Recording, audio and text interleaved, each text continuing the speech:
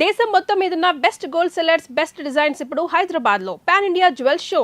Don't miss it. కంట్రీలో బాగుంది, ఏ కంట్రీకి వెళ్తే బాగుంటుంది, సజెషన్స్ ఇవ్వడానికి మనతో ఉన్నారు ఇమిగ్రేషన్ లాయర్ సంతోష్ కుమార్ సలాది. మాట్లాడదాం. నమస్తే అండి, వెల్కమ్ టు అవర్ స్టూడియో.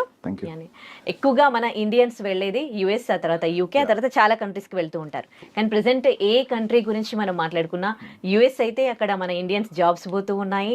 మనకు అసలు యూనివర్సిటీలో కూడా రాని పరిస్థితి, చాలా చాలా ఇష్యూస్ ఉన్నాయి. సో ఇప్పుడున్న సిచ్యువేషన్, మళ్ళీ రష్యా, యుక్రెయిన్, ఇన్ని కంట్రీస్ లో ఇన్ని ప్రాబ్లమ్స్ ఉన్నాయి. అయినప్పటికీ స్టూడెంట్స్ కొంతమంది బయటికి వెళ్ళి చదువుకోవడానికే ఇంట్రెస్ట్ చూపిస్తూ ఉన్నారు. సో మీరు ఇప్పుడు ప్రెసెంట్ సిచ్యువేషన్ లో బయటికి వెళ్ళి చదువుకోవాలనే స్టూడెంట్స్ కి మీరు ఇచ్చే సజెషన్స్ ఏంటి? ట్రూ, మీరు అడిగారు కదా, that wear the answer is like geo political thing is connected to everything. So ఇప్పుడు ట్రంప్ టారిఫ్స్ వచ్చినాయని చెప్పి అందరూ ఎడ్యుకేషన్ గురించి అడుగుతున్నారు, but tariffs have nothing to do with education. యాక్చువల్గా టారిఫ్స్ గాట్ ఎక్స్పోర్ట్స్ వీటి మీద ఎఫెక్ట్, కానీ బిఫోర్ టారిఫ్స్ మార్కెట్ డౌన్ ఓవరాల్గా యూఎస్లో. Apart from that Indians problem ఇది. అమెరికా చేసిన ప్రాబ్లం కంటే కూడా ఇండియన్స్ సెల్ఫ్గా చేసుకున్న ప్రాబ్లం ఎక్కువ. జనరల్ ఏంటంటే మాస్టర్స్ మన వాళ్ళు ఎందుకు వెళ్తారు? చదువుకోవడం, ఎంఎస్ చేయడానికి, ఆ పేరు కానీ on the name it's for education, but most of them want to go there to part time చేసుకుంటారు, సెటిల్ అవుతారు. వాళ్ళకి end of the day citizen ఎవరికి వెళ్ళలేదు. అంటే it's a dollar dream.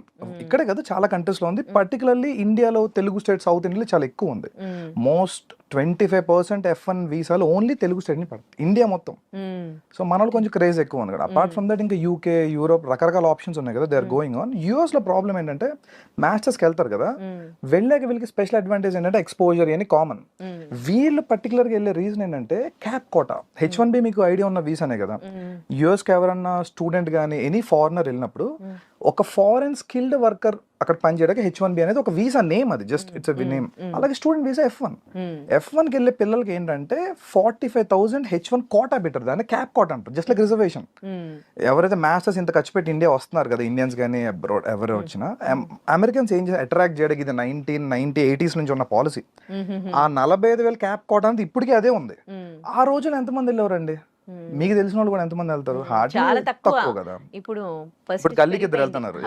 So true Telugu state నుంచే 1,00,000 మంది వెళ్తున్నారు. ఈవెన్ లాస్ట్ 24-23 అకాడమిక్ ఇయర్ చూసుకున్నా మీకు 80,000 వీసాస్ తెలుగు స్టేట్ నుంచి పడినాయి. సో ఇండియాలో తెలుగు స్టేట్స్ కాకుండా గుజరాత్లో హెవీ మార్కెట్ ఉంది, తమిళనాడు ఉంది, చాలా స్టేట్స్ నుంచి ఉన్నాయి, ఈవెన్ మహారాష్ట్ర. వీళ్ళందరూ కలిపి ఒక 1,20,000 ఇండియన్సే వస్తే ఈ క్యాప్ కోట 45,000 అలాగే ఉంటుంది. ఇది మారదు, ఇది ఫిక్స్డ్ నెంబర్, కానీ జనం పెరిగిపోతున్నారు కదా. సో ఈ ఇయర్ ఈ 1,20,000 మాస్టర్స్ చేసిన వాళ్ళు ఒక 45,000 మంది వీసా కొట్టారు, ఫైన్.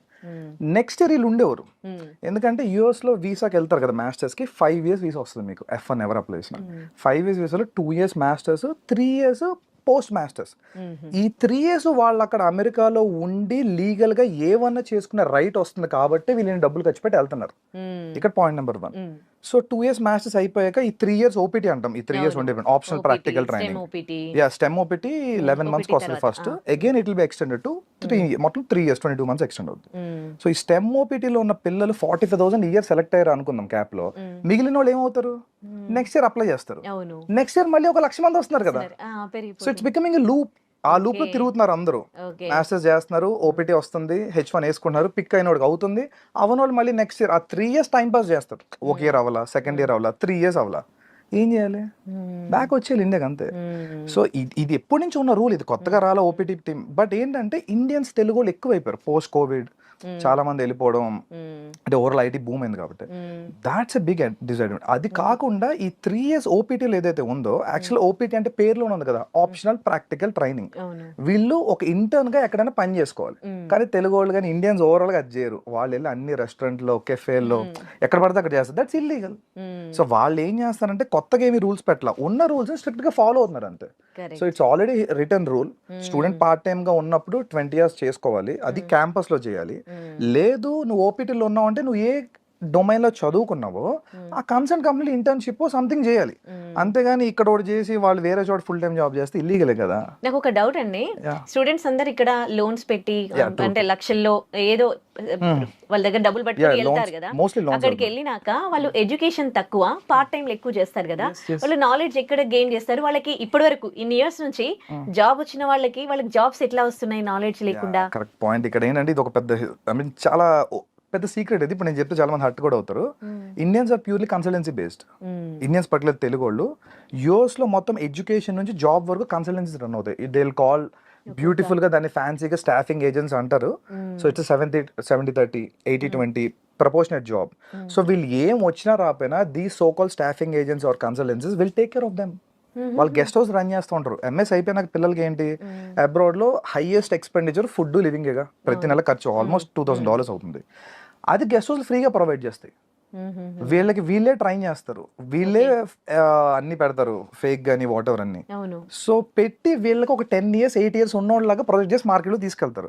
వాడికి రియల్ టైం అదేం రాదు కదా. ఈవెన్ ఇంటర్వ్యూస్ కూడా ప్రాక్సీలతో చేస్తారు. సో వాళ్ళు అక్కడికి వెళ్ళిపోయి దిల్ మేనేజ్ సంహౌ. ఇది ఒకప్పుడు నడిచింది మార్కెట్ బల్క్ లో ఉన్నప్పుడు, అది ఏం చేసి నడిచింది. కానీ మార్కెట్ ఇప్పుడు ప్రిసైజ్ అయింది. ఈవెన్ టెక్ లో కూడా అందరిని ఉంచుకోవట్లేదు, ఫుల్ స్టాక్ లో ఇంపార్టెంట్ వాళ్ళు ఉంటున్నారు. ఈవెన్ ఇండియాలో కూడా మాస్ లే ఆఫ్ చూస్తున్నాం కదా మనం. సో అది కొంచెం ఎక్కువ ఉంది. అంతే తప్ప tariffs have nothing to do with education. But tariffs వల్ల ఏంటంటే ఇన్ఫ్లేషన్ పెరిగింది. నేను మళ్ళీ అగైన్ ఫస్ట్ పాయింట్, వీళ్ళకి ఎవ్రీ మంత్ ఎక్స్పెన్స్ అవుతాయి. పార్ట్ టైం దేనికి చేస్తున్నారు మీరు? ఏంటంటే లోన్, ఎగ్జాక్ట్లీ లోన్స్ ఉన్నాయి కదా. ఈ లోన్ అమౌంట్ కష్టపడి వస్తున్నారండి అంతే. వీళ్ళు 2-3 years ఉంటున్నారు, మాస్టర్స్ కట్టుకుంటున్నారు. ఈ 2 years పార్ట్ టైం చేసినప్పుడు తినడానికి సరిపోతుంది, పెద్ద మిగలట్లా. ఆ లోన్ తీర్చుకుని వస్తే చాలని ఫీల్ అవుతుంది. ఇది ఓపెన్ చాలా మందికి తెలిసిందే కానీ బయటకు చెప్పుకోరు.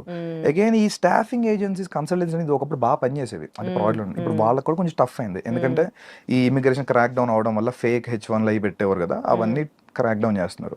సో దట్స్ మరి ఇంకా కొంతమంది ఏమంటారంటే ఇది ఇంకా తాత్కాలికం కాదు, just for few more years, ఆ తర్వాత సిచువేషన్ మంచిగా అయిపోతుంది అక్కడ. I don't think so because I am not someone authoritative to tell that, but as per my analysis I don't think so. It's done. ఎందుకంటే లక్షల మంది స్టాగ్నెంట్ అయిపోయారు. ఒక 15 లక్షల మంది స్టాగ్నెంట్ అయ్యారు. సో 15 లక్షల మంది స్టాగ్నెంట్ అయినప్పుడు 50,000 చెప్పని వేసుకున్నా వాళ్ళకి ఎన్ని ఏళ్ళు పడుతుంది? వాళ్ళు రావడానికి ఒక 25-30 years అవుతుంది. అపార్ట్ ఫ్రమ్ దట్ కొత్త వాళ్ళు వస్తారు. అండ్ అమెరికన్స్ ఎలా ఉన్నారంటే they are not at all favourable for new laws favouring the immigrants. అసలు ఉన్నవే పీకేమంటున్నారు. సో కొత్తగా వీళ్ళ కోసం లా తెచ్చి 2 lakh ఇస్తాం అనేది అసలు జరగదు, ఇంపాసిబుల్, పొలిటికల్ అవ్వదు. So even that. ఇంకోటి ఏంటంటే అమెరికాలో యూనివర్సిటీలకి అండ్ గవర్నమెంట్ కి ఏం సంబంధం ఉండదు. అంటే ఇప్పుడు ట్రంప్ ఇన్వాల్వ్ అవుతూ ఉన్నారు కదా. ఇప్పుడు యూనివర్సిటీస్ అంటే బయట దేశాలలో స్టూడెంట్స్ ని ఇప్పుడు యూనివర్సిటీ చూస్తున్నాం కదా. మరి గవర్నమెంట్ కి ప్రాబ్లం సంబంధం ఏం లేదు కదా. అమెరికా అనేది ఒక క్యాపిటలిస్టిక్ ఎకానమీ.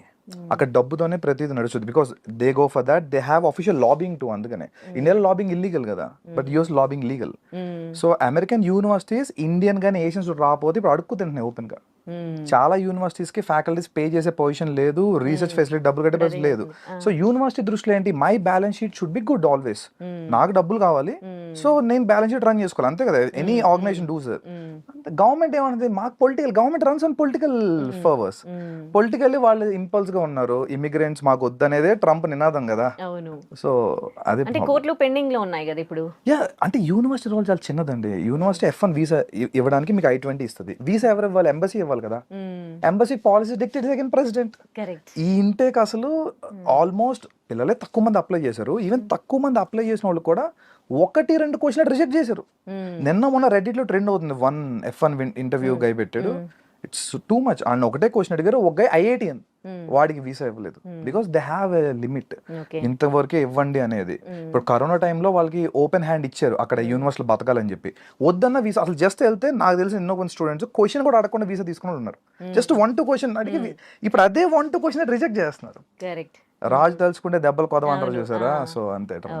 మరి ఎట్లా అంటే ఇప్పుడు చాలా మంది జాబ్స్ పోతూ ఉన్నాయి, కానీ అక్కడ నుంచి తిరిగి బ్యాక్ ఇండియాకి వచ్చేస్తున్న వాళ్ళ పర్సెంటేజ్ చూస్తే అయితే జాబ్ రాని వాళ్ళందరూ ఏం రావట్లేదు, ఇంకా అక్కడే ఉన్నారు. అంటే ఇంకా హోప్స్ ఉన్నట్టు. అదే కదండి మన సొసైటల్ స్టిగ్మా. సో ఒక బ్యాక్ వచ్చాడంటే they see them as a failure. అదొక 50% కారణం. అక్కడే ఏదో ఒక పార్ట్ టైమో ఫుల్ టైమో ఆడ్ జాబ్ చిన్నదో పడదో పడి అక్కడే తిరుగుతున్నారు. ఇంకొంతమంది ఏం చేస్తారంటే PhD ఎన్రోల్ అవడం, వాళ్ళకి ఇంట్రెస్ట్ లేకపోతే జస్ట్ టు స్టే అఫ్లోట్, ఉండాలి అక్కడ ఉంటే చాలు అనే మూడ్ లో ఉన్నారు. Even that's not true. ఎందుకంటే అక్కడ ఏమి ప్రాస్పెక్టివ్ మార్కెట్ లేదు. ఎంత ఉన్నా సపోజ్ ఓపెన్ గా మాట్లాడుకుందాం, F1 అయిపోయింది, H1 వచ్చేసింది, తర్వాత ప్రొసీజర్ ఏంటి, గ్రీన్ కార్డ్ GC కదా. ఇవాళ రోజు ఇండియన్స్ కి GC waiting more than 45 years. అప్పుడు ఇక్కడ పోతాడు కూడా చాలా మంది. అపార్ట్ ఫ్రమ్ దాట్ సిటిజన్షిప్ అనేది ఇంపాసిబుల్ ఇప్పుడున్న టాస్క్లో. సో వీడు ఎన్నాళ్ళు ఉన్నా కెరీర్ బిల్డప్ చేసుకున్నా రాత్రికి వెళ్ళిపోయే పరిస్థితి ఏం చేయగలుగుతాడు? వాడు బిల్డప్ చేసుకుంది నెట్వర్క్ అంతా అక్కడ వదిలేరు కదా. అట్లీస్ట్ వాళ్ళు వదిలేసి కొంతమంది ఒక 4-5 years ఎక్స్పోజర్ రియల్ టైం నేర్చుకున్నాక ఇండియా వస్తే ఆపర్చునిటీస్ ఉన్నాయి స్టిల్. పీపుల్ మే సే అది ఇది బట్ స్టిల్ బెటర్. ఓకే, అక్కడ యుఎస్ లో కన్సల్టెన్సీస్ వర్క్ చెప్తారా? అసలు ఈ కన్సల్టెన్సీస్ ఎట్లా వర్క్ చేస్తాయి? ఇప్పుడు ఇండియన్స్ జాబ్స్ పోతా ఉన్నాయి, కానీ మళ్ళీ ఇంకా ఇండియన్స్ కి ఎంఎస్ చేసిన వాళ్ళకి ఇంకా కాల్స్ వస్తూనే ఉంటాయి through consultancy. What it's doing actually? Consultancy ఏం చేస్తాయంటే బెంచ్ సేల్స్ వాళ్ళ దగ్గర 2-3 మోడల్స్ ఉంటాయి. ఇప్పుడు తీసుకున్న హైర్ చేసిన అందరినీ బెంచ్ లో పెట్టుకుంటారు, బెంచ్ సేల్స్ అని ఒక టీం పెట్టుకుంటారు.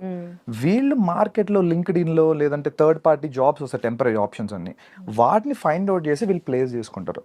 ఎగ్జాంపుల్ ఒకప్పుడు ఒక 20 ఇంటర్వ్యూస్ షెడ్యూల్ చేస్తే ఒక 10 calls వచ్చేవి అనుకోండి, వీళ్ళకి 1-2 క్లోజ్ అయ్యేవి. ఇవాళ 50 పెడితే ఒక 5 కూడా కాల్స్ రావట్లేదంట. I spoke with many staffing guys too. So calls రావట్లేదు, వచ్చిన వాళ్ళు కూడా ఎవరికి సెలెక్షన్ అవ్వట్లేదు. వాళ్ళు పాపం లాస్ లో ఉన్నారు. ఇంకో హైలైట్ అయినా అందరూ యుఎస్ స్టాఫింగ్ కన్సల్టెన్సీ వాళ్ళు హెవీగా ఎర్న్ చేస్తారు అనుకుంటారు. They are in losses now. Many people I know they having $2 to $3 million in debts. Okay, ఇప్పుడు ఇక్కడ నుంచి వెళ్ళే స్టూడెంట్స్ అయితే తగ్గిపోయారు, కానీ ఇప్పుడు అక్కడ ఎంఎస్ చేస్తున్న వాళ్ళు, ఎంఎస్ చేసి జాబ్ కోసం వెయిట్ చేస్తున్న వాళ్ళు అక్కడ ఉంటే మంచిదా, లేకపోతే వాళ్ళు బ్యాక్ వచ్చేయడం మంచిదా? My thing is they can come back any time. ఎందుకంటే యూఎస్ లో నువ్వు ఫుల్ టైం జాబ్ చేస్తేనే నీకు కెరీర్ ఆపర్చునిటీ. ఏదో పార్ట్ టైమో లేదా సమ్ అదర్ ఆడ్ జాబ్. ఇప్పుడు నువ్వు మాస్టర్స్ చేశారండి ఒక స్టూడెంట్, అతను టెక్ జాబ్ చేయాలి కదా బేసిక్గా, if not some else professional job. అంతే కదా, మటన్ కొడితే అదేమన్నా వాల్యూ ఉంటుందా? దాంట్లో కెరీర్ గ్రోత్ ఉంటుందా? ఉండదు కదా. సో జస్ట్ టు సర్వైవ్ ఏ జాబ్స్ పడితే ఆ జాబ్స్ అట్లీస్ట్ పార్ట్ టైం వరకు చెల్తా కాలేజ్లో. Once you're into professional mode it's not all useful. India వచ్చేస్తే వాళ్ళు కనీసం స్టార్ట్అప్స్ ఎక్కడ పనిచేసి they can create some startups right here. అంటే ఇప్పుడు ఇండియన్స్ కి అక్కడ జాబ్ వచ్చే పరిస్థితి లేదంటారా? ఉన్నాయండి, 10% పీపుల్కి ఉన్నాయి. ఇప్పటికి కూడా ఆల్మోస్ట్ 1.5 million స్టార్టింగ్ ప్లేస్మెంట్ కొట్టిన తెలుగు వాళ్ళు తెలుసు నాకు. వాళ్ళకి ఏ కన్సల్టెన్సీ హెల్ప్ చేయాలి. They have their own talent. వాళ్ళు రీసెర్చ్ చేసుకున్నారు, పేపర్స్ అయి పబ్లిష్ చేసుకున్నారు, దే హ్యావ్ ఎ విజన్. అదే కంపెనీ తీసుకుంటుంది. టాలెంట్ వాడికి ఎప్పుడు మార్కెట్ ఉంది, there is no restriction at all. ఈ 45,000 వీసాలు అనుకున్నాం కదా, ఇదివరకు ఏమైంది, మీకు H1B కావాలంటే ఒక కంపెనీ మిమ్మల్ని స్పాన్సర్ చేయాలి, అంతే కదా సింపుల్ గా. ఈ కన్సల్టెన్సీలో కంపెనీ రూపంలో మిమ్మల్ని స్పాన్సర్ చేసేవి. వీడు ఎందుకు చేస్తాడు? వీడికి అక్కడ మార్కెట్ లో జాబ్ ఉంటే నీ మీద రూపాయి తింటాడు కాబట్టి చేస్తాడు. ఇప్పుడు వీడిని వదిలేసి రియల్ గా యాపిల్ ఉందండి, ఓకే, మౌంట్ వ్యూ కాలిఫోర్నియాలో గూగుల్ ఉంది. రియల్ గా గూగుల్ హైర్ చేసిన వాళ్ళు స్పాన్సర్ చేసుకుంటున్నారు H1B. అందుకే 45,000 ఓకే. ఈ స్క్రాప్ ఓపెన్ గా మాడుకుంటే వాళ్ళకి ఏమీ లేదు ఆపర్చునిటీ. అక్కడికి వెళ్ళే కూడా వాళ్ళు స్కిల్స్ డెవలప్ చేసుకోకుండా పార్ట్ టైమ్ లోనే గడిపేసి మాస్టర్స్ ఏమి నేర్చుకోకుండా, మాస్టర్స్ దేనికి యాక్చువల్ గా ఆ సబ్జెక్ట్ డొమైన్ నాలెడ్జ్ వాళ్ళు ఎక్స్పర్ట్ లెవెల్కి వెళ్ళడం కోసం మాస్టర్స్ లెవెల్ అనేది. వాళ్ళు అదేం వెళ్ళకుండా అగైన్ మాస్టర్స్ గేట్ పాస్ లో వాడుకుంటున్నారు. గేట్ పాస్ ఏంటి, అమెరికా ఎంటర్ అవడానికి ఒక గేట్ పాస్. పార్ట్ టైం చేయాలి, డబ్బులు సంపాదించాలి, పంపాలి, అక్కడ వరకే. ఈ స్కిల్ డెవలప్మెంట్ ప్రోగ్రామ్స్ కూడా కొన్ని నేర్చుకుంటూ ఉంటారు కదా, అవి యూస్ఫుల్ అవుతాయి వాళ్ళకి?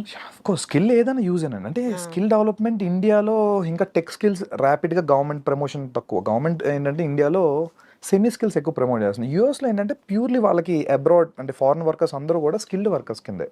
ఖచ్చితంగా మీరు హై టెక్నాలజీ చేస్తేనే వాళ్ళకి పనికి వస్తారు. ఇప్పుడు సపోజ్ ఎగ్జాంపుల్ యూకే ఉందండి, ఒక రకంగా అన్నట్టు యూఎస్ కంటే యూకేనే బెటర్ పిల్లో స్టూడెంట్ యాంగిల్లో చూస్తే. ఎందుకంటే యూఎస్లో వాళ్ళకి నెత్తి మీద ఒక అప్పు వేసుకుని వెళ్తున్నారు, ఒక 35-40 లక్షలు. ఎందుకంటే $89 ఉంది కదా ఇవాళ. సో వీళ్ళకి ఏమైపోయిందంటే ఫస్ట్ 35-40 lakhs డెట్ చాలా ప్రెషర్ ఉంటుంది, ఏ మనిషికైనా అంతేగా.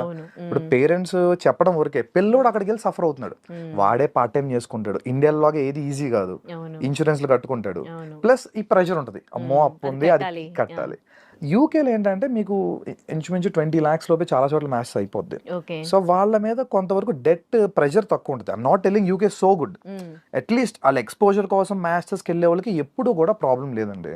మేము అక్కడే ఉండిపోవాలి, సిటిజన్ అయిపోవాలి అనుకుంటే మాత్రం అవ్వదు. ఇప్పుడు అంత ఓపెన్ గా లేదు అంతే. అంటే కంట్రీ టు కంట్రీ రిలేషన్షిప్స్ బాగుండట్లేదు కదా, మరి యూకే తో ఇండియాకి ఎట్లా ఉంది? ఎగ్జాక్ట్లీ ఈ పాయింట్. యూకే తో ఇండియాకి చాలా సూపర్ బైలాటరల్ రిలేషన్స్ ఉన్నాయి. ఇప్పుడు recently Modi garu last month UK తో హిస్టారికల్ ట్రేడ్ డీల్ చేసుకున్నాం మనం. Many goods are now with tax free. Suppose ఇప్పుడు మన ఇండియా నుంచి అపెరల్ వెళ్తుంది వరల్డ్ వైడ్ గా, ఈ గార్మెంట్స్ అన్ని కూడా నౌ ట్యాక్స్ ఫ్రీ ఇచ్చారు ట్రేడ్ ఛానల్లో. అలాగే ఎడ్యుకేషన్ వీసాస్ కూడా ఇండియా నుంచి ఎవరైతే యూత్ ఉన్నారో యూత్ మొబిలిటీ వీసాను కొత్తది క్రియేట్ చేసింది ఇమిగ్రేషన్ లాలో యూకేలో, ఓన్లీ ఫర్ ఇండియన్స్. ఒక 30,000 మందికి జస్ట్ మీరు ఏ జాబ్ ఒక్కర్లా, నువ్వు మా కంట్రీలో స్టార్ట్అప్ చేయడానికి కానీ లేదా ఇన్నోవేట్ చేయడానికి వస్తావా రా, వీళ్ళు ఇష్యూ అని వీసా 3 years 2 years వీసా ఏదైనా చెయ్యి, if it is good further గా అప్లై చేసుకో. ఇది ఓపెన్, యూఎస్ లేదు మనకి ఇది. ఈ ట్రేడ్ డీల్స్ వల్ల ఇండియాకి ఉన్న యూకేతో ఉన్న బెనిఫిట్ ఇది. స్టూడెంట్స్ వెళ్తారు కదా మాస్టర్స్ కి, 4 year వీసా వస్తుంది యూకే లో చాలా చోట్ల. 2 year కోర్స్ చేసుకుంటే అగైన్ 2 years ఉంటారు కదా. ఈవెన్ అప్పుడు కూడా వాళ్ళకి ఏమైనా అవ్వకపోతే మొబిలిటీ వీసా ఉంది, something else they will try. And more over అంటే ముందు డెట్ ప్రెషర్ తక్కువ ఉంటుంది. అగైన్ ఓకే, అంటే కొన్ని కోర్సులు చేయడానికి వెళ్ళిన వాళ్ళకి యూకే లో బాగుంటుందా, లేకపోతే ఏది? మేనేజ్మెంట్ యూకే లో బాగుంటది, particularly IT is fine, life sciences కూడా okay, and law management top మీకు యూకేలో. లా అండ్ మేనేజ్మెంట్ తెలుగు వాళ్ళు పట్ల ఇంజనీరింగ్ వెళ్తారు కాబట్టి ఓకే, మాస్టర్స్ కూడా ఇంజనీరింగ్ ఐటీ అట్ సైడ్ కూడా కొంత చూడొచ్చు ఓవరాల్ గా. అక్కడే సెటిల్ అవ్వాలనుకుంటే యూకేలో, యూకేలో సెటిల్ అవ్వాలంటే ఫైన్. వాళ్ళు ఒక ట్రాన్స్పరెంట్ సిస్టమ్ తీసుకొచ్చారు. బేసిక్ గా మీరు చూసుంటారు మొదట కెనడాకి హెవీగా బూమ్ అయింది ఒక 2-3 years బ్యాక్ వరకు. కెనడా బాగా వెళ్ళారు, ఎందుకంటే కెనడాకి అప్పుడు పాయింటర్ సిస్టమ్ ఉంది. మీరు పిఆర్ రావాలనుకోండి, ఇప్పుడు యూఎస్ లో ఏంటి, ఒక ఆర్బిటరీ సిస్టమ్ ఉంది. మీరు గ్రీన్ కార్డ్ ఫైల్ చేశారు, వాడు వెయిటింగ్ లిస్ట్ పెడతాడు, అంతేగాని మీకు మధ్యలో రీజన్ ఏం చెప్పరు నాకు ఎందుకు వస్తుంది, ఎందుకు రావట్లేదు అని. కెనడాలో ఏంటంటే పాయింటర్ సిస్టమ్ ఉంటుంది, సిఆర్ఎస్ స్కోర్ అంటాం, కాంప్రహెన్సివ్ ర్యాంకింగ్ సిస్టమ్. మీ సిఆర్ఎస్ స్కోర్ చేసుకుంటే మీ 10th 12th మీరు కెనడాలో పని చేశారు లేదా కెనడాలో ఎక్స్పీరియన్స్ ఉంది, ఇవన్నీ ఇమిగ్రేషన్ లాయర్ చూస్తారు. సో మీకు గనక CRS score 740 above direct PR ఇచ్చింది మాంటర్ Canada. So that's why people flocked. 640 నుంచి ఇచ్చుకొచ్చింది 740 వరకు ఇచ్చారు. ఇప్పుడు ఏంటంటే కెనడా ఆపేసింది, వాళ్ళకి చూసాం కదా ఖలిస్తాన్ ఇష్యూస్ ఉన్నాయి, ఇమిగ్రేషన్ ఎక్కువైపోయింది. అగైన్ యూకే ఇప్పుడు పాయింటర్ సిస్టమ్ తెచ్చింది, అంటే నువ్వు మాస్టర్స్ మా దగ్గర చేసావు, ఇన్ని పాయింట్లు ఇస్తాం. ఇక్కడ నువ్వు ఒక 1-2 years ఎక్స్పీరియన్స్ ఉంది, ఇన్ని పాయింట్లు ఇస్తాం. ఇండియాలో కూడా నీకు ఎక్స్పీరియన్స్ ఉంది. అట్లా ఈ పాయింటర్ సిస్టమ్ వల్ల ఏంటంటే ప్రతి ఒక్కరికి ఓపెన్ గా ట్రాన్స్పరెంట్ తెలుసుద్ది, ఇన్ని పాయింట్లు నాకు వచ్చినాయి, ఇన్ని పాయింట్ లెవెల్ వస్తే పిఆర్ వస్తుందంట, అందుకే రావట్లేదు సంథింగ్ కదా. అంతేగాని మిగతా చోట యూఎస్ లో కానీ చాలా యూరోపియన్ కంట్రీస్ లో పిఆర్ వేయాలి, ఇమిగ్రేషన్ లాయర్స్ వెళ్తా ఉంటారు, మనలాంటి వాళ్ళు సబ్మిట్ చేస్తారు, వాళ్ళు ఎప్పుడు ఇస్తారో అప్పుడు అంతే. సో మీ ఫైల్. మరి యూకేలో ఇంత మంచి ఆపర్చునిటీస్ ఉన్నప్పుడు ఎందుకు యూఎస్ ని ఫస్ట్ ఆపర్చునిటీగా పెట్టుకుంటారు? మనకి ట్రెడిషనల్లీ హ్యూజ్ మార్కెట్. అంటే మీరు పాపులేషన్ వైజ్ చూడండి, US population around 40 crore, 35 to 40 crore. UK population around below 5 crores. So 6.5 overall united Kingdom అంతా చూసుకున్నా. So huge difference. అండ్ ఈ ఫార్చ్యూన్ 500 కంపెనీస్ లో ఏంటంటే ఐటీ, తెలుగు వాళ్ళు లేదా south Indians particularly bulk into IT and IT consulting services. So US huge market, world మొత్తానికి IT వాళ్ళే కదా. సో అందుకని మన తెలుగు ట్రెడిషన్ ఎక్కువ వెళ్తుండేవారు, అంతేగాని there is nothing else. And ఈ అడ్వాంటేజ్ ఉండేవి మనకి, వేరే ఏ కంట్రీలో కన్సల్టెన్సీస్ లేవు, స్టాఫింగ్ ఏజెన్సీస్ కానీ. మ్యాథ్స్ అయిపోతే వాడు ఓన్ గా చూసుకోవడం లేదంటే సంథింగ్. బట్ యూఎస్ లో ఏంటంటే ఎట్ కంఫర్ట్, నీకు మ్యాథ్స్ అయిపోయినారా నేను ఫ్రీగా ఫుడ్ ఇస్తా, అకామిడేషన్ ఇస్తా, ట్రైన్ చేస్తా, నువ్వు ప్లేస్ అయ్యేదాకా నేనే చూసుకుంటా. ఇది మంచి ఆపర్చునిటీ కదా. సో తెలుగు వాళ్ళకి ఈ మార్కెట్ అలవాటు పడిపోయారు ఒక 30-25 ఏళ్ళ నుంచి. ఇంకా మాట్లాడుకుంటే యూరోప్ లో ఆపర్చునిటీస్ ఉన్నాయి, అంటే if there studios enough Europe లో ఆపర్చునిటీస్ ఉన్నాయి, కానీ బల్క్ లేవు. మనకేంటే బల్క్ వచ్చాయి, బల్క్ లో వచ్చిన వాళ్ళు వెళ్ళాలి అంతే, అదే ప్రాబ్లం అవుతుంది అందుకోసం. ఓకే, ఇప్పుడు మరి యూకే లో ఉన్న ఈ ఆపర్చునిటీస్ గురించి అవగాహన ఉందా, వెళ్తూ ఉన్నారా మరి? యూకే బాగా వెళ్తున్నారండి, ఇప్పుడు సెకండ్ ప్లేస్ యూకేనే. అంటే ఇన్ఫాక్ట్ నాకు తెలిసి ఈ అకాడమిక్ మేబీ యూకే ఫస్ట్ కూడా రావచ్చు. యూఎస్ తగ్గింది కదా, ప్రీవియస్ లో యూఎస్ ఫస్ట్ ప్లేస్ లో ఉంటే సెకండ్ హైయెస్ట్ నెంబర్స్ యూకేకి వెళ్ళేవారు. ఇప్పుడు అగైన్ ఆస్ట్రేలియా కూడా టైట్ అయింది ఇప్పుడు చాలా. ఆస్ట్రేలియాలో ఫినాన్షియల్ థింగ్స్ అని చాలా టైట్ చేశారు, and also very costly. So అందుకోసం వెళ్ళి ప్రిఫర్ చేస్తాను. వీసా ప్రాసెస్ కి ఇప్పుడు ఏమి ఇబ్బందులు ఏం కలగట్లేదు. యూకే వెరీ బ్యూటిఫుల్, ఎందుకంటే ఇంటర్వ్యూ కూడా లేదు. యూఎస్ కి అయితే ఇంటర్వ్యూ ఉంది కదా, వాడు వెళ్తే ఏదో ఒకటి అడిగి రిజెక్ట్ చేస్తున్నారు. UK complete document based online visa. So they will submit papers అన్ని బాండ్ కట్టుకుంటే వీసా వస్తుంది, బాగోపోతే రాదు, అంతే. Very simple. యూకే తర్వాత ఇంకా వేరే ఇంకా యూరోప్ అండి, Canada complete down. And I suggest no way, Canada అస్సలు లేదు మార్కెట్. యూరోప్ ఇంకా జర్మనీ, ఫ్రాన్స్, ఈ ట్రెడిషనల్ మార్కెట్స్ ఉన్నాయి కదా. అగైన్ యూరోప్ లో ప్రాబ్లం మన ఇందా మీరు అడిగిన క్వశ్చన్ ఇంకోటి ఏంటంటే, యూరోప్ కి ఎందుకు వెళ్తారు అంటే తక్కువ. యూరోప్ లో జస్ట్ లైక్ ఇండియాలో స్టేట్స్ లాగా ఏ కంట్రీకి వెళ్తే ఆ లోకల్ లాంగ్వేజ్ వస్తుంది. జర్మనీ వెళ్తే జర్మన్ నేర్చుకోవాలి, ఫ్రాన్స్ వెళ్తే ఫ్రెంచ్ నేర్చుకోవాలి, స్వీడన్ లో చాలా స్వీడన్ వెళ్తే మళ్ళీ స్వీడిష్ రావాలి. సో అది మళ్ళీ మన టఫ్ పార్ట్ కదా ఆ లాంగ్వేజ్ మొత్తం, దాని గురించి కొంత ఇది. But Germany number 3, Germany number 3. Germany too good అండి. జర్మనీ అంటే ఫస్ట్ నుంచి వాళ్ళ quality life, quality education, population కూడా సేమ్ యూకే లెవెల్ పాపులేషన్ వాళ్ళది. జర్మనీలో ఏంటంటే గవర్నమెంట్ స్కూల్స్ అని ఫ్రీ, అసలు డబ్బుల గురించి కాదు, వాళ్ళు free, most complete maths free. వాళ్ళ కంట్రీ వాళ్ళకా మన వాళ్ళకి కూడా. జర్మనీలో మీకు public universities offer 90% to 100% scholarships. మన వాళ్ళు చదువుకుంటారు. కరెక్ట్ క్వశ్చన్ అడిగారు. ఇప్పుడు ఏంటంటే I tell you some secrets kind. UK US లో ఇప్పుడు మీరు బీటెక్ అమీర్పేట్ సైడ్ వెళ్తుంటే బీటెక్ ప్రాజెక్ట్స్ బోర్డులు పెట్టుంటారు, బీటెక్ ట్రిపుల్ ప్రాజెక్ట్స్ అని అవి. సేమ్ యూఎస్ యూకే లో ప్రాజెక్ట్ అసైన్మెంట్లు డబ్బులు పెట్టి కొనుక్కొని సబ్మిట్ చేసేయచ్చు. and they'll get అవును and they'll get grades and they'll pass out with convocation and all this and all. జర్మనీలో కుదరదు. జర్మనీలో పెయిడ్ అసైన్మెంట్స్ కష్టపడి చదువుకోవాలి. ఇంత ప్లాగరిజం ఉన్న కంప్లీట్ ఆ అసైన్మెంట్ ఆ సెమ్మే వేవో ఇది చేస్తారు. సో నో వే దిల్ ట్రై. అందుకోసం చాలా తక్కువ మంది వెళ్తారు. వెళ్ళే స్టూడియస్ పీపుల్ కి జర్మనీ ఇస్ బ్యూటిఫుల్ ఆప్షన్. మన వాళ్ళకి ఏంటి ఇవన్నీ వద్దు చాలా మందికి. I'm not telling generalize, but చాలా మందికి ఏంటంటే అలా ఫ్రీ మైండ్ సెట్ లో క్రియేట్ చేశారు. Maybe some consultancies or whatever reason నువ్వు వెళ్ళిపోరా వెళ్తే. అది మనకి చిన్నప్పటి నుంచి ఈ ట్రాప్ ఉండింది కదా. 10th చదువు అయిపోయింది లైఫ్, ఇంటర్ అయిపో బీటెక్ వెళ్తే ఎగ్జాక్ట్లీ బీటెక్ జాయిన్ అయితే అయిపోయింది, ప్లేస్మెంట్ కొట్టే వరకు nothing goes in that way. So అది problem actually. Germany visa process అంతా ఎట్లా ఉంటది? ఏ కోర్స్ చేయాలనుకునే వాళ్ళు బాగుంటది? Particularly engineering guys, mechanical, automobile ఇవన్నీ ఉన్నాయి కదా. India is going towards manufacturing. India self reliant అవుతుంది కదా, Atma Nirbhar Bharat. So self reliant అవుతున్నప్పుడు manufacturing is only option. India China గానీ ఏ అకౌంట్ బీట్ చేయాలి, మనం థర్డ్ లార్జెస్ట్ సెకండ్ లార్జెస్ట్ వెళ్దాం అనుకుంటున్నాం. So manufacturing is only way. Manufacturing రేపు స్టార్ట్ అవుతుంది ఇండియాలో, ఆల్రెడీ పుష్ వచ్చింది గట్టిగా. వీళ్ళకి చాలా మార్కెట్ ఉందండి. చాలా మంది ఈవెన్ నేను ఇయర్ కూడా చూసాను, ఏఎంఎల్ డేటా సైన్స్ కొట్టుకుని డొనేషన్ కట్టి జాయిన్ అయ్యారు చాలా యూనివర్సిటీస్ లో. బట్ ఫ్యూచర్ లో మెకానికల్ ఈసీ వాళ్ళకి బీభత్సమైన మార్కెట్ ఉంది, హెవీగా అందర్ సైడ్ ప్రొడక్షన్ కూడా ఉంది. సో మెకానికల్ ఆల్రెడీ ఇండియాలో బ్యాచిలర్స్ చేసిన ఉంటారు కదా, వాళ్ళు మాస్టర్స్ చాలా ఈజీ అక్కడ మాస్టర్స్ చేసుకుంటారు, వాళ్ళు అక్కడే సెటిల్ అవ్వచ్చు. ఎందుకంటే వరల్డ్ లో ఒక థింగ్ ఏంటంటే జర్మనీలో Tier 1 మెట్రో సిటీసే కాదు, Tier 2, Tier 3 cities develop, and I forgot the name actually. They call it a system. It's a policy for them. Even World War II ఇంత వచ్చిన జర్మనీ ఎందుకు బ్రేక్ అవ్వలేదంటే అక్కడ ఎడ్యుకేషన్ ఇండస్ట్రీ కలిసి ఉంటుంది. Industry relevant curriculum completely. ఇండియాలో లాగా కాదు. అంటే ఇండియాలో ఏంటి కరికులం ఒకటి చెప్పేస్తారు, వాడు మళ్ళీ ప్లేస్మెంట్ కోసం ట్రైన్ అయ్యి సంథింగ్ వెళ్తాడు. ఇండస్ట్రీతో కలిపి యూనివర్సిటీలు రన్ అవుతాయి. ఇన్ఫాక్ట్ మీకు ఫోక్స్ వ్యాగన్ కార్స్ ఉన్నాయి కదా, ఫోక్స్ వ్యాగన్ వాళ్ళు యూనివర్సిటీ రన్ చేస్తారు తెలుసా జర్మనీలో, complete free. It's very funded university. In fact Volkswagen అంటేనే people's vehicle, German public company అది. So they are also running a university. ఇంకో డౌట్, జర్మనీలో వాళ్ళ లాంగ్వేజ్ లో ఉంటుందా ఎడ్యుకేషన్? అంటే జర్మన్ మీడియం కాకుండా ఇంగ్లీష్ మీడియం ఉంది, చాలా చోట్ల వెళ్తున్నారు. బట్ నేను మీకు ఓపెన్ చెప్తా, they speak 50% they converse in German. అందుకే వీసా కూడా జర్మనీకి ఉన్న రిక్వైర్మెంట్ ఏంటంటే బై ద వీసా టైం కనీసం 2 levels ఆఫ్ జర్మన్ చేసి ఉండాలి. సో అందుకోసం మన వాళ్ళు ఇంకో హిండ్రెన్స్ ఇందాక ఇదైతే ఉంది, ఇంగ్లీష్ మనకి కామన్ లాంగ్వేజ్ కదా, సింపుల్ గా టోఫెల్ ఐఎల్స్ రాసేసి వెళ్ళిపోతారు ఒక నెల కోచింగ్ తీసుకొని.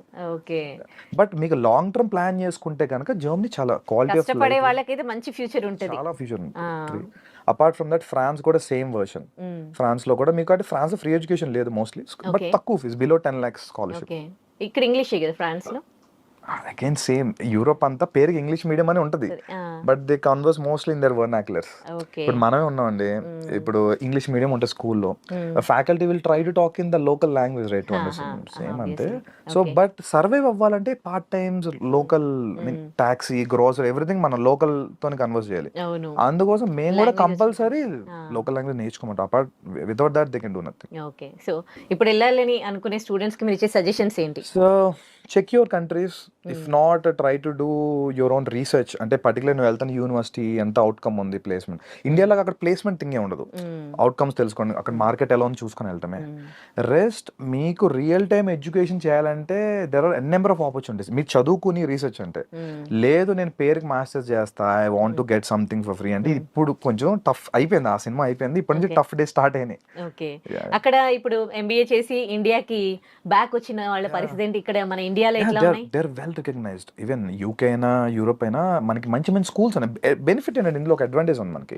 సపోజ్ ఇండియాలో ఉన్న కాంపిటీషన్ వల్ల ఇండియాలో ఒక యావరేజ్ బీ స్కూల్, ఒక 20 years old బీ స్కూల్ కూడా ఇప్పుడు 20-22 lakhs చార్జ్ చేస్తున్నాయి. బెంగళూరు రిలయన్స్ కానీ ముంబై ఎన్ఎంఎంస్ ఎవరిని చూసుకున్నా. వేరేజ్ అదే కాస్ట్ లో మీరు యూకేలో ఒక 150 years old బీ స్కూల్లో చదవచ్చు. So it's well recognised right, worldwide మీకు ఆపర్చునిటీ ఉంటుంది. They have internship opportunity too. ఇంకోటండి, అక్కడ ఎంఎస్ అని వెళ్ళి పార్ట్ టైం జాబ్లు చేస్తారు తప్ప ఎడ్యుకేషన్ గెయిన్ చేయరు. వాళ్ళకి ఇక్కడికి వచ్చినాక ఏం జాబ్స్ వస్తాయి? ఏం రావట్లేదు చాలా మంది కూడా. వచ్చిన వాళ్ళు కూడా దే డూయింగ్ సంథింగ్, ఏం లేక మళ్ళీ ఏదో ఒక స్కిల్ నేర్చుకుంటారు, కరెంట్ ట్రెండ్ టెక్నాలజీ అంతే తప్ప అసలు ఆ సిస్టమే ఘోరం అయిపోయిందండి. అందుకని ఈ కొలాప్స్ అంతా కూడా, because they not gaining anything new. Existing ఉన్న దాంట్లో ఉంటున్నారు. కంపెనీకి అది అక్కర్లా, ఇక్కడ వాళ్ళే పట్టించుకోవట్లేదు కదా. సో అదే ప్రాబ్లం అవుతుంది. ఇప్పుడు H1B లో ప్రాబ్లం ఏంటంటే వాడికి స్పాన్సర్ చేస్తున్నారంటే బోల్ ట్యాక్సెస్ కట్టాలి. ఆ థింగ్ అని కంపెనీకి వేస్ట్ కదా, లోకల్ కూడా దొరికేస్తాడు ఆ టాలెంట్ తో. అందుకోసం so unless and until your super talented, your in demand technology, then no problem. Rest are all average. Okay, అంటే ఇక్కడికి వచ్చినాక ఏమన్నా స్పెషల్ ఉంటాయి కదా కోర్సెస్ లాంటివి నేర్చుకుంటే బెస్ట్ అంటారా? యా, ఆల్రెడీ మాస్టర్స్ చేశారు కదా అక్కడ ఏం నాలెడ్జ్ లేదు కదా వాళ్ళకి. అప్పుడు ఇక్కడికి వచ్చినాక ఏదో ఒకటి చేయాలి కదా. ఏదో ఒక ట్రెండింగ్ టెక్నాలజీ నేర్చుకోవడమే ఇందని అన్నట్టు.